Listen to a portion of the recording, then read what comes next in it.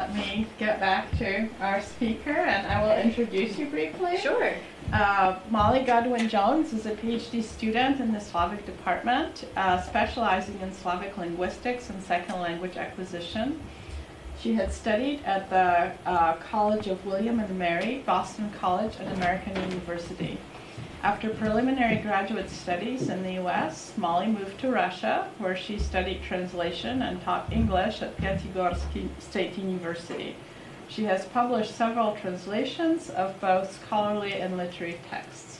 Since beginning her studies at KU, Molly has become interested in the digital humanities and how it can provide an alternative lens through which to examine literature.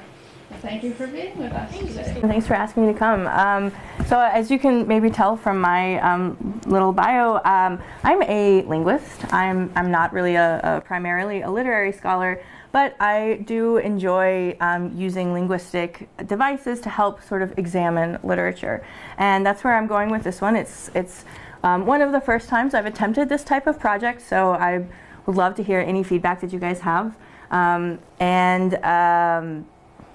Since there's only a small group of us, I'm hoping we can maybe have this be kind of like more like a informal discussion type thing rather than formal presentation and then question and answer, because why should we do that? So if you guys have questions or if you have any thoughts, please just let me know. I have this here that I'm going to kind of be following along with, but you know, if we want to stop and talk about something, then we should do that.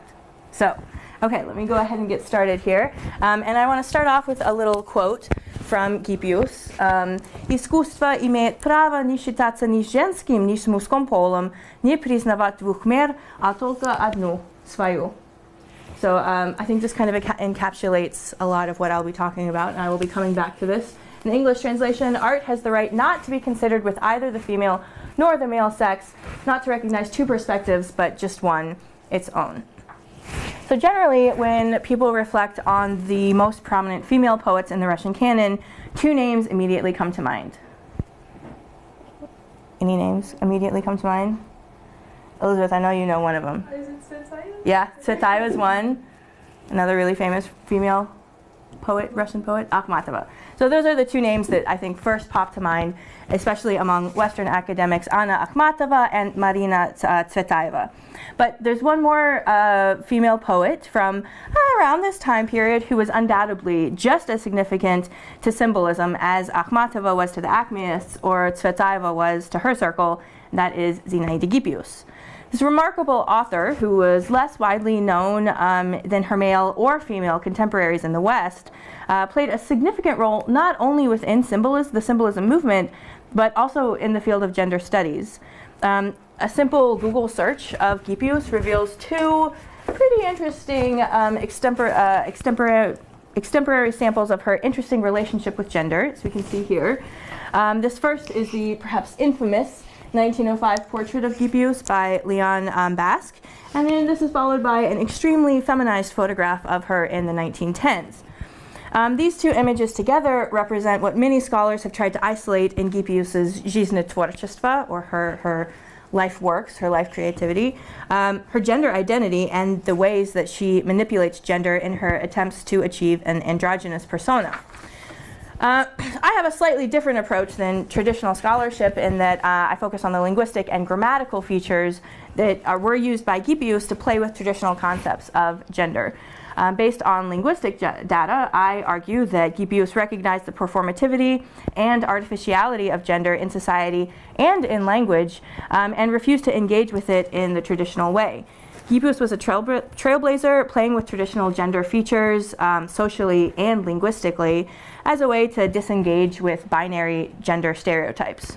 So I'll, just a quick little outline, I'll begin with just a quick overview of some modern gender theories, then a review of some existing scholarship on Gippius and gender, and then I will present my sort of digital analysis of a mini-corpus of her poems. And this current iteration of this project is a pilot, really, methodology for it. So I'm testing it out with Gippius, and I'm hoping to expand it to investigate gender expressions in Russian poetry overall, other Silver Age poets, hopefully more 19th and 20th century poets as well, which I would love to get some feedback from you guys if you have ideas about who I should include, but we'll get to that in a minute. So, the later 20th and early 21st century has really seen an explosion in the field of gender studies. Most significant for my project is the concept of a societally constructed gender identity, such as that proposed by Simone de Beauvoir in her seminal work, The Second Sex. So one is not born, but rather becomes woman. No biological, psychic, or economic destiny defines the figure that the human female takes on in society. It is civilization as a whole that elaborates this intermediary product between the male and the eunuch that is called feminine. So therefore, we've come to understand gender as a performance, as an artificial construct created by society and in no way influenced by biological sex. While general theories on gender have been applied to various aspects of world literature, we're still kind of working our way through the Russian canon, and I think that there's a lot of potential in terms of Russian literature to really consider some of the groundbreaking ways that gender was manipulated linguistically and culturally in turn-of-the-century Russia.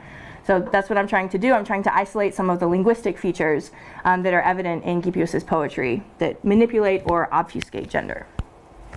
If we turn to Gippius and some of the existing scholarship on her and her relationship to gender, one of the Slavic scholars investigating her is Jennifer Presto. She's published extensively on Gippius and her relationship to gender, and her research provides excellent insight into ways Gippius performed gender in public. For example, her preference for the single lorgnette or quizzing glass, this one over here, which was typically a symbol of dandyism, over the traditionally feminine double lorgnette. Presto's overarching argument is that Gippius challenged cultural notions of gender differentiation by adopting a masculine poetic persona, which included adopting elements of dandyism, such as this single lorgnette. It is true that Gippius wrote several poems with a masculine speaker, and she definitely had a masculine poetic persona in some of her poems, but I don't think this is the entire story in terms of her gender expression. And I argue that actually Gippius was trying to be more ambiguous with her relationship with gender. But some more background research. So while Presto focused on the masculine and the dandy in Gippius's work, recent scholarship has also investigated the possibility of a lesbian undertone in some of her works. Slavic professor and poet Diana Burgin investigated representation of lesbian love in Russia's Silver Age. She suggests that lesbian authors heterosexualize their works by changing the sex of either the speaker or the love object from female to male. Despite the fact that she never openly declared herself a lesbian, it is tempting to apply this theory to Gippius's work, where we see clear examples of a female author using masculine identities in poems. But this type of narrow approach, I think, could overly simplify the complicated ways in which Gippius is playing with gender, both in her public and poetic persona. Presto claims that instead of heterosexualizing her works by adopting a male persona, as Diana Burgin might claim, that Gippius embraces the stereotypes of a dandy when she uses a masculine voice in her poetry. So Presto explains, in adopting the style or stance of the dandy, Gippius does not so much heterosexualize lesbian relationships as complicate them. By identifying with the dandy, Gippius expresses ambivalence not just towards the other woman in the poem, the female addressee, but also towards her feminine self. So yet again, however, it seems like an overgeneralization of Gippius's poetic persona to claim that she identifies only with the dandy's perspective, when a closer investigation into the grammatical features of her poetry reveals a much more complicated gender structuring than simply identifying with the dandy. So another theory, we've got lesbian undertones and Gippius as a dandy. Another theory about her relationship to gender, which originated about the time of her death, was that the author was actually intersexual. This conclusion was discussed by her contemporaries, such as Mayakovsky, Biely, Berdayev, Berbova, and even her personal secretary, Zlobin. As Presto explains, perplexed by her proclivity for employing the unmarked masculine voice in her poetry and vacillating between flaunting her femininity and cross-dressing in the salon, they implicitly assumed that there must have been a physiological basis to her contradictory gender identities. So then Presto concludes, she contends that maintaining this mystery was an important part of Gippius's жизнь творчества, her life work, and that the author actively worked to mystify her gender in order to turn her life into a virtually unreadable text. Indeed, we know from Gippius's correspondence with contemporaries that at times she even drew focus and drew attention to her ultra-feminine and even tasteless feminine persona. While there's technically no proof one way or the other in terms of Gippius's biological sex, I take the point that rumors of her intersexual status are merely another way that Gippius embraced the concept of жизнь творчества, of life works, to the fullest. So if we reject the notion of Gippius as intersexual, then we need to ask ourselves what gender conceptualization she subscribed to. Most scholars suggest that Gippius was striving towards an androgynous ideal. In her work on androgyny in the Russian Silver Age, Olga Matic defines androgyny as the harmonious union of the masculine and feminine modalities. And she even states that the marriage between Gippius and Merezhkovsky epitomized the ideal of an androgynous relationship. According to Matic's analysis, androgyny was a popular concept in literature of this time period due to the fact that androgyny was an escape from the intolerable polarized world around them, polarized on the basis of sex and class. Matic combines theories on androgyny and religion to suggest that androgyny was a way to elevate sexuality to the realm of the divine, which she saw reflected in Gippius's religious poetry. However, if Gippius's ultimate goal was to achieve the androgynous, we must ask ourselves how her extremely feminine dress and persona in her жизнь творчества, such as that extremely feminized photograph from the beginning of the PowerPoint, played into this plan. Matic seems to focus more on Gippius's written work, while I would suggest that we should also take into account aspects of her fascinating public persona when analyzing her approach to androgyny. But this begs the question, what exactly was Gippius's public persona? A female author? A woman writer? Tamira Pakhmus's biography on Gippius reveals that she did not embrace the role of a woman writer. Instead, she wanted to write как человек, не только как женщина. And if we recall back to the epigraph of this paper, it shows that Gippius did not see a place for gender in art, as art should just be its own category. Despite her dislike of the woman writer label, there were several others attributed to her by her contemporaries that she did like, such as Zinaida the Fair, the Circe of the Merezhkovsky Menage, and even the White Witch. So we can easily understand that in her public persona and engagement with her жизнь творчества, Gippius happily embraced the mystery surrounding her. Now that we've situated her public performance of gender in her жизнь творчества, let's turn to her written work. Presto states that Gippius demonstrates her androgyny most frequently by adopting an unmarked or masculine lyrical ya, or I, and courting a feminine addressee. So this, to me, begs the question, how many of her poems actually do use a masculine ya? Arguing that she's attempting to create an androgynous persona through the use of this masculine ya, I think, is generalizing and oversimplifying a very complex combination of public and poetic persona. And to a further extent, what exactly is Gippius doing with gender constructions on a grammatical level? Previous studies have examined isolated poems in detail or conducted comparisons of a small number of poems, maybe 2 or 3 poems side by side. But this approach seems too narrow to be able to determine exactly what Gippius wanted to express over her quite prolific writing career. So this made me wonder, is it possible to find a larger picture, a broader statement about how Gippius relies on the grammatical constructions available in Russian to manipulate gender? So to answer this question, I relied on a digital humanities approach that stems from the differentiation between close and distant reading.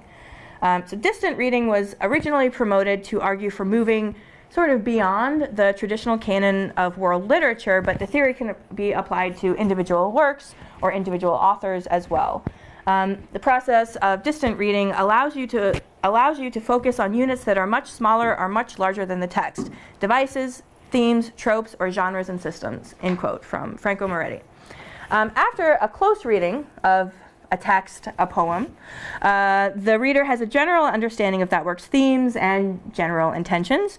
Then we can use digital tools to help decipher and understand broader trends in a novel or other literary work, or in this case, other poems.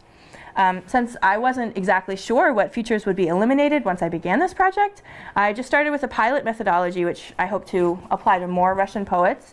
But here's what I did for this project, my methodology. My linguistic roots coming out. Literature papers don't usually have methodologies. So first, I did a Google search for Gippius stichi, Gippius poems, just to make sure that I had a random sample. And I just selected the first website that came up with a collection of her poetry, and this was the source of my mini-corpus. In future, when I do more work on this, I want to include as many poems as possible, but I just wanted a random sample of her poetry, which is why I just went with this first website. And I used these to create the sample Gippius corpus. Has 75 poems in it. So the process of creating this corpus was, first I did a close reading of each poem, and as I read through the poem, I looked for grammatical features that would indicate the speaker's gender, such as gendered adjectives or past tense verbs in Russian. In addition, I also notated any instances in which the speaker's gender was not clear from the context, as well as any grammatical features that maybe might point to the speaker's identity, but do not reveal details about the speaker's gender. And then finally, I broadly classified each poem based on its overall theme, just in an attempt to provide a little bit of context for each poem. So religious poetry, poetry on unrequited love, poems about Russia, sort of broad classifications. And there were 75 poems total that I did this to. So before I go into the exact details of my findings, I just want to give kind of a big overall summary of the results. So here's from after going through all of the 75 poems. These are the numbers of poems that have each of these features. So here's a lot of numbers for you. So of the 75 poems, only one poem, Bol, uses feminine grammatical constructions in reference to the speaker, specifically a feminine adjective, which is that first one up there in the table. There are 10 poems here that show masculine grammatical features. The bulk of these, 8, rely on masculine past tense verb forms, and the other 2 have masculine adjectives. Then the remaining 64 poems do not explicitly reveal the speaker's gender through grammatical structures. And that is all of these. So of these 64 remaining poems, 39 use grammatical constructions that in some way obfuscate the speaker's gender.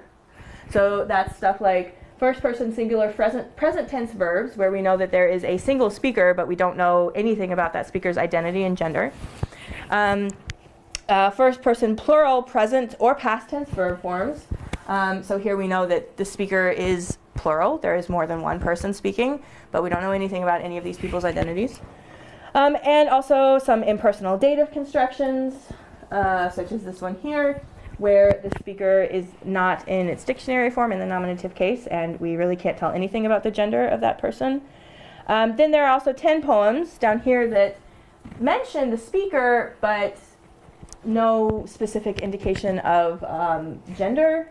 So kind of similar.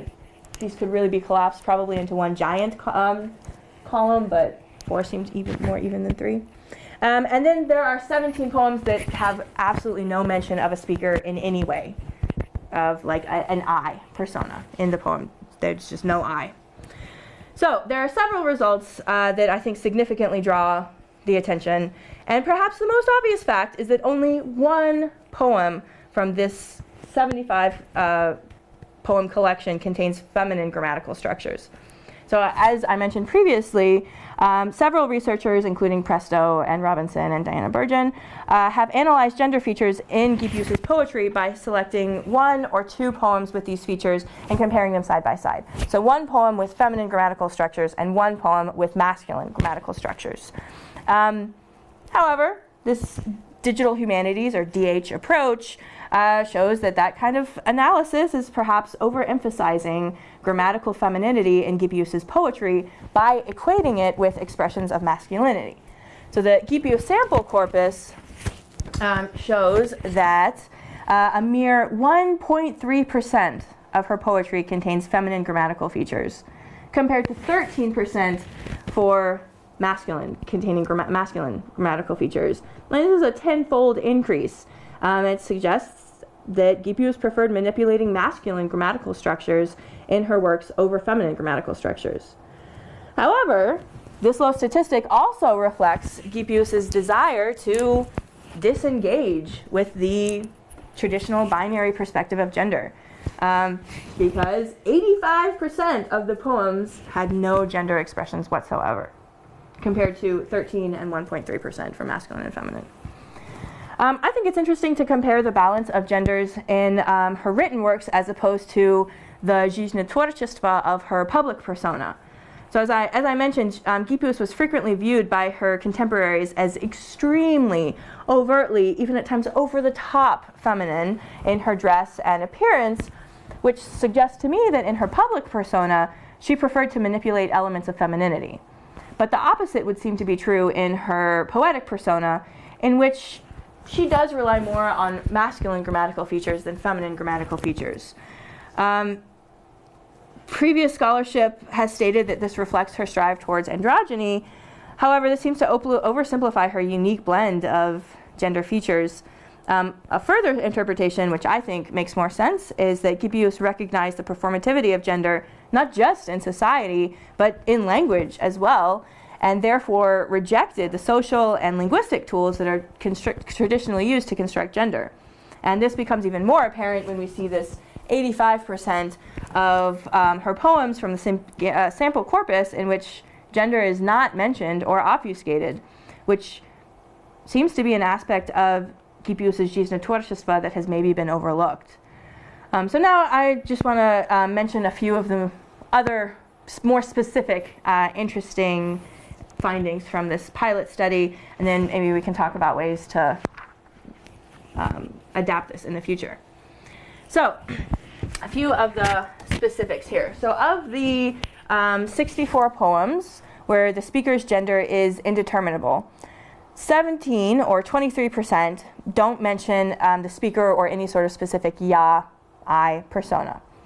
If we break this down by poem theme, the most poems in which a speaker is not mentioned fall into the theme of religion. Gippius was very prolific in terms of her religious poetry.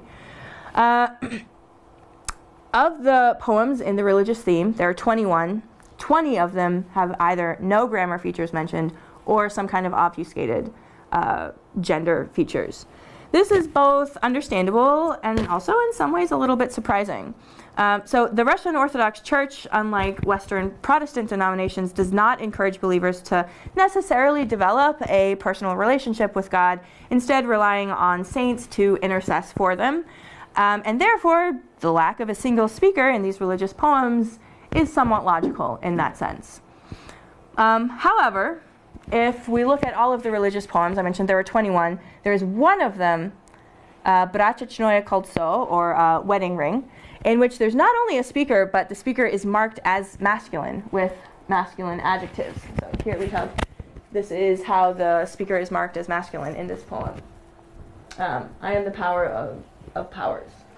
It's a masculine adjective. If we look at the specifics of this poem, so if we zoom in kind of for a close reading of this poem, we can see that the speaker is engaging in a personal relationship with God, which is symbolized by the wedding ring. And with this poem, compared to the 20 other that obfuscate gender, within the religion category, we see a surprising juxtaposition of a poem with this masculine speaker with a personal relationship to God, and also a significant group of poems with no individualization at all. It's unclear what implications Gippius intended in her manipulation of gender in religious poems, but whatever the case, this DH approach has shown that Gippius is doing something other than striving for androgyny. She's playing with the traditional social, linguistic, and even religious constructs surrounding gender, revealing the truly performative nature of gender as constructed by society. Moreover, by using grammatical features that obfuscate the speaker's gender, such as impersonal dative constructions, Gippius is flat out refusing to engage in the traditional binary debate surrounding gender. So there's multiple other factors that came up in the Gippius sample corpus, but I'm just going to talk about one more that kind of really popped out to me as interesting, and that's in her poetry on love and faithfulness. In this sample corpus, there were only 3 poems that were categorized as poems on love and faithfulness. Each of these poems manipulates gender in a different way, which I think is pretty cool. So the first one is our one example of a feminine speaker in the poem Bowl or Pain, and we have feminine adjectives here. Then we have an example of a masculine speaker with masculine past tense verbs. With masculine past tense verbs right here, so we got that. Know that the speaker is masculine. And then the third poem has obfuscated gender features through impersonal dative constructions. So we've got this one subcategory of the corpus, poetry on love and faithfulness, just 3 poems, but each one is manipulating gender in a different way.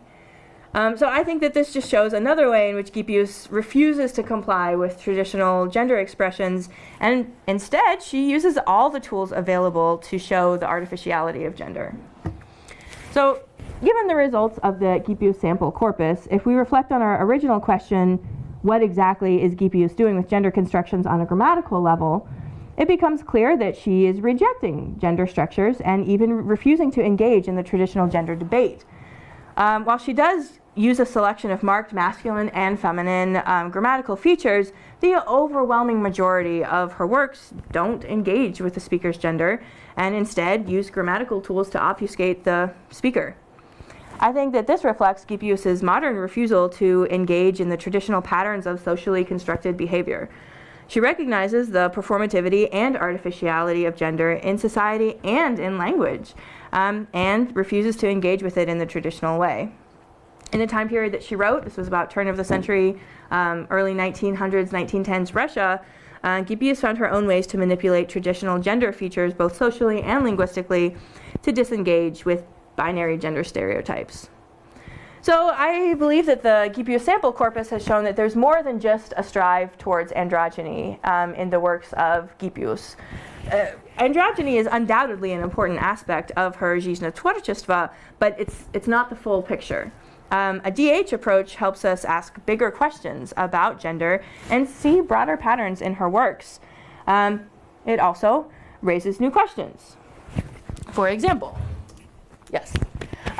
While it's now possible to understand how Gippius is manipulating gender on her own, how can we situate this within the larger framework of the Russian canon? How would gender features and works by her contemporaries compare with what she herself is doing? For instance, how about Blok, Mayakovsky?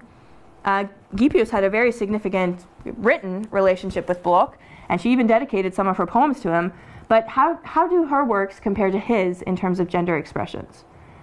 Jennifer Presto's recent monograph, Beyond the Flesh, compares ways in which Blok and Gippius deal with sexuality in their lives and in their works, but she doesn't investigate any specific grammatical elements that the poets use to manipulate gender.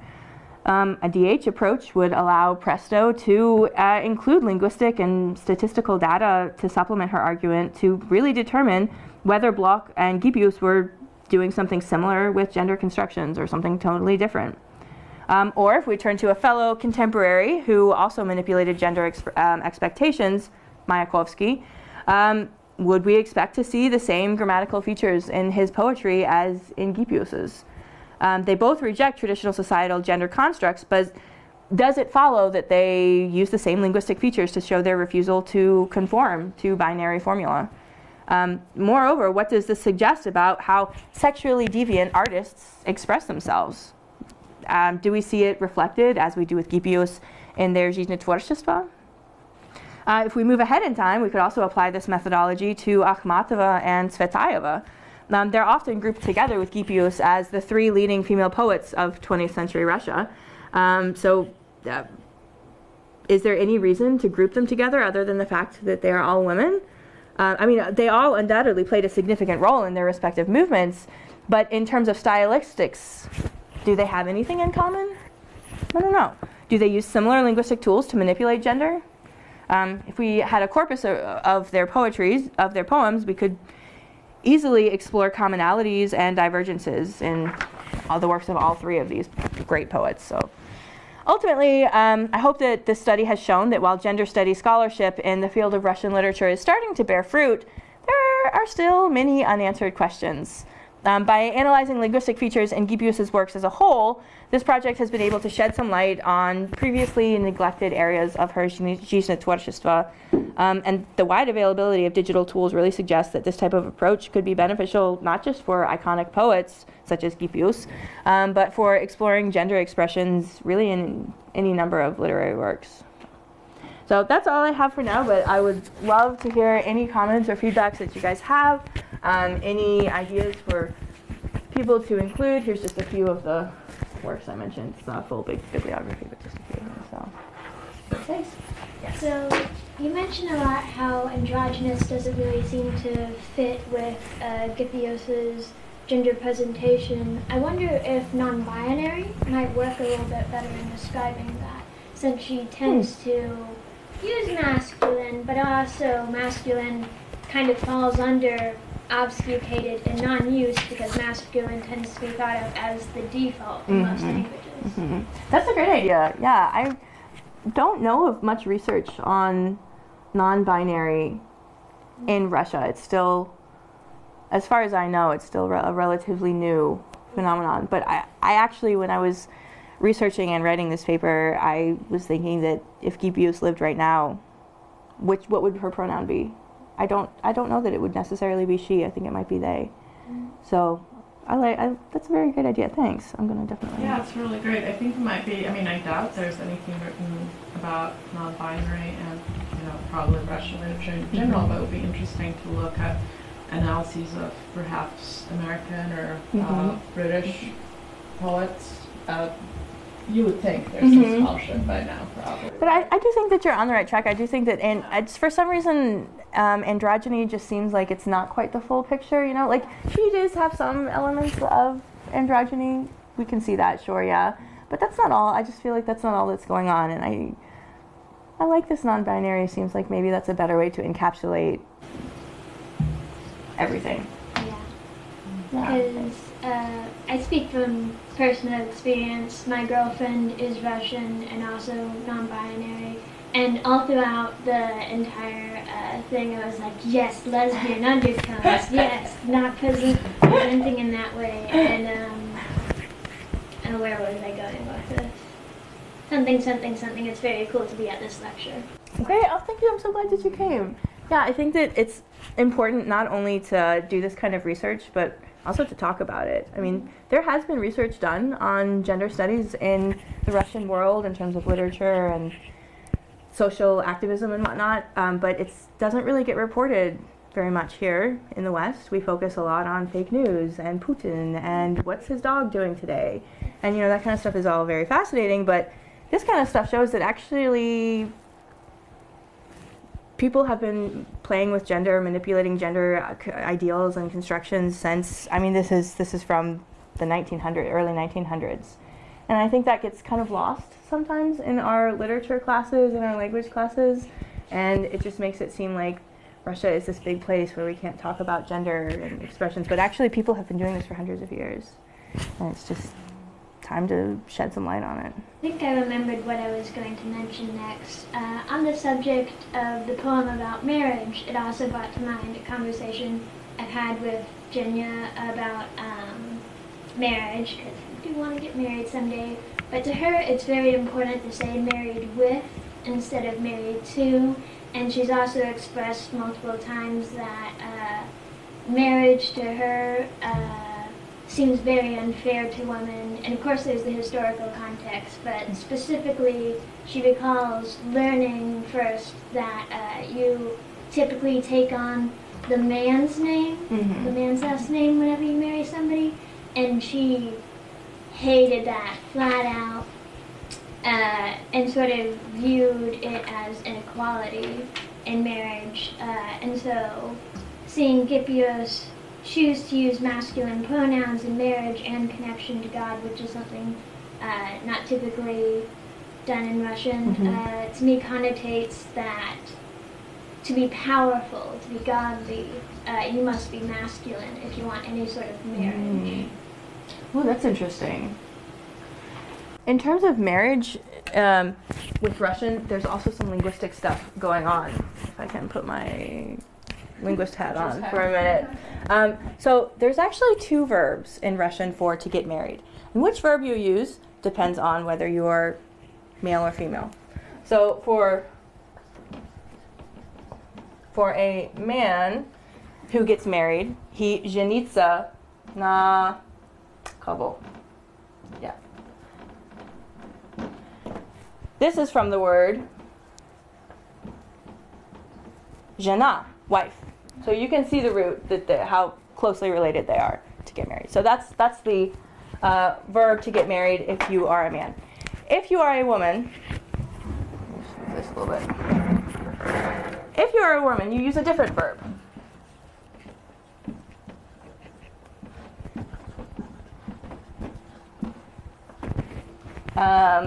Выйти замуж за кого? To whom? You go behind your husband. Yes. So this is a verb that can only ever mean to get married. Caveat: I'm not a native speaker, but I have been learning it for a long time. So this can only mean to get married. You can use this verb выйти. If I'm walking out the doors, I'm выйти. I'm leaving. I'm walking out. I'm going somewhere. But in this case, when the woman gets married, she's walking behind her husband. I don't know I don't know the etymology of these expressions, so I don't know how they were developed. But you can definitely see the root of wife, to become wifed, to get a wife, and to go behind your husband, to follow around your husband. So probably when these phrases were first being used, I don't think anyone, I hope no one sat down and said, how can we make sure that we keep this, gender hierarchy in place? Because, this was hundreds and hundreds. But there are certain elements of language that do show patriarchy, I think. Anyways. Yes, Elizabeth. Yeah, I'm curious. So, like, you were talking about the religious poems, and that would make sense to me that there wouldn't be a lot of indication of a personal speaker anyway. But you said there's, what is the part? Was it Ya Vlastien Vlastu? Mm-hmm. And that sounded to me like it was a religious person, like it was like God or Jesus talking. And so in that case, I thought it was her taking on the voice. I don't have the context of the poem, but I'd be interested to see. I don't either, but I will. Because that sounds like it's not something a religious person would say. And then the second part was, I'm curious about where this would go. But it seems like if you present this stuff about, and you're asserting that Gippius is subverting gender at all, you would need to have somebody who maybe is more standard and isn't subverting or playing with gender. Because I'm curious how this, like you said, I'm curious how this lines up and how this would place itself in this context. Especially because, to me, some of this maybe has not a lot to do with gender, playing with gender, but has a little bit to do with playing with language.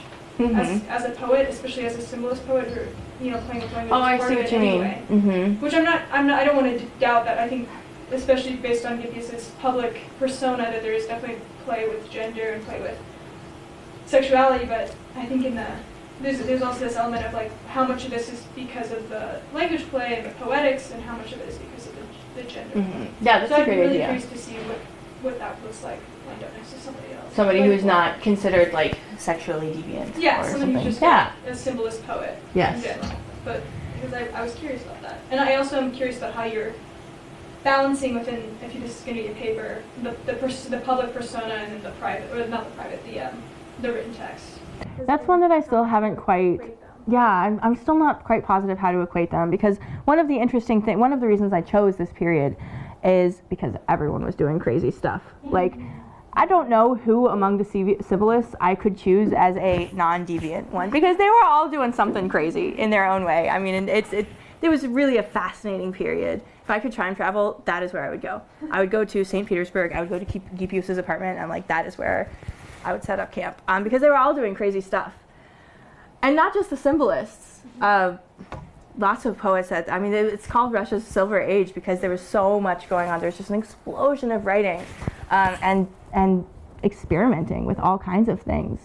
So I think it would be really interesting to compare someone maybe from before and after too, like maybe someone from the 19th century before this explosion of freedom kind of came into being, or maybe right after the Soviet Union took power and it also kind of not cut off, but put a little more dampers on what people were able to express. My problem is I just don't know enough about Russian poetry to know who would be a good example. Yeah, I think that would be super important, especially with the religious poetry, just seeing if that is just a normal, common thing, and if you are doing this, if we were looking at just the love poems, then it would make sense that there'd be a lot more personal pronouns. Yeah, that makes sense. Yeah, constructions. right. So I would be curious to see how much of that really lines up and how much of it what that would point to. Mm-hmm. But I mean, obviously, clearly there's a precedent for this based on the previous scholarship. But yeah, but I agree with you. I definitely want to have multiple people so that I can be like, well, Gippius is doing this, but like Mayakovsky is doing this, and someone who is more sort of traditional is doing this. I just don't know who would be good points of comparison, because I'm not an expert on Russian poetry.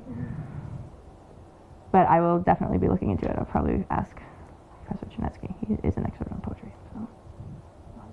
I would be interested to see further examination of her other literary works as opposed to just her poetry. And I read somewhere that she herself was not impressed with her own poetry. I mean, she loved poetry, but it wasn't what she necessarily wanted to be famous for, necessarily what she wanted to be doing all the time. So I'd love to see the application of a linguist's understanding of her other works, to see if in her base writing, whether she followed the same lines, attempted to subvert gender even within the basic story structures. Yeah, that's like I never even thought to look at her other works. And I'm also That's in great the same idea. vein, I think it would be interesting to look at what I call I-person narratives. That would be, I don't know, did she keep a diary? I'm sure she wrote letters. Yeah, she was a very did she good publish correspondent. any essays? I It think would be she- interesting to kind of see, how she framed that. I would imagine there must be something in there, at least a few quotations Seems like about something. this stuff, because it was in the air, and this is what these people were discussing all the time in the salons, etc. Yeah. And they wrote letters. They did. They were very They wrote- prolific writers. yeah. They were good. They were good So, correspondents. Yeah, Yeah. so I think, if you supplemented your research with what you're suggesting, plus the sort of non-literary Yeah. genres, That'd be that cool. would be Yeah. really interesting. Yes, I'm gonna need to. And Find perhaps something even, again, letters and diaries are the obvious genres that come to mind. It might be interesting, although these scholars, Jennifer Presto, etc., they may have minded already, but it might be interesting to look at, what Mayakovsky or Merezhkovsky wrote about Gippius and gender as well, although of course that would be their gaze, but still. But still, it's a. They might be writing in a letter, well, she said this and that, or, which is of course filtered multiple times, But still, yeah, it would be interesting to know that. Yeah, it's a good idea. Any other questions or comments? Well, just when it comes to the public persona, I feel like maybe it can be explained in like three sort of ways. Either one, it's a parody sort of what is expected of her, and so she sort of goes to extremes to mock it. But on the other hand, she could be doing the typical non-binary thing, or just questioning gender norms that we see today, where people will wear masculine clothing, wear feminine clothing, whether they're a girl or a boy, just to show that, hey, either or, neither's bad, and we can wear both. And on another hand, I feel like she's not trying to demean the feminine experience or being feminine at all. So her doing the hyper-feminine, frills and stuff is a way of showing, just because I don't identify with either, I don't see either as bad. Oh wait, the third thing I wanted to get to was the modern Lolita movement in fashion, where people like to wear those hyper-frilly clothes, and it started out as a way to avoid sexualization by men, because it's not what is considered tasteful, it's considered too childish, or this or that. So going to that sort of extreme also helps avoid a gender norm for her. And also, it also brought to mind, Sappho's, with her saying that her husband's name was Big Man from Mandic Island. It sort of brought to mind that, where she could be like throwing people off the trail with that. Cool. Yeah, those are great. The other thing that makes this time period interesting is that a lot of these poets prescribe to the idea of жизнь творчества, which is that not just your literary works, but that your entire life as a poet, as a literary figure, your entire life is your piece of paper, and that everything that you do, whether it's something written or some sort of performance, should in some way enhance your art. And that was a really popular conceptualization that a lot of poets at this time subscribed to, including Gippius. She, I think, really embraced that idea. And I think that you're absolutely right that those are very, very likely reasons for what she's doing, and could be great. I find that to be the most fascinating part, the idea of performance. Especially when considering the salon, that when you walk through those doors, you're on. That at any moment, anybody that approaches you is going to be interacting with that life work. What you are behind closed doors, whether that's lesbian, whether that's a non-binary person, is neither here nor there. But once you walk into the salon, for your work to be respected, to be understood, to be taken, not even seriously, but to be taken, you've got to be performing. So regardless of what you are, who you are, to present that life work. And Gippius hosted a salon. Yeah. Hers was one of the most famous ones. I'd love to visit that. In fact, embedded in the idea of жизнь творчества, this life creation is written on full time. Yeah, you're always on. You don't need to actually go to a salon or host an evening. Your every act is an act of self-expression and creating art, right? Sounds tiring. I know. All right, well, you don't have to be on anymore, so thank you very much. Thank you guys for coming. Thank you.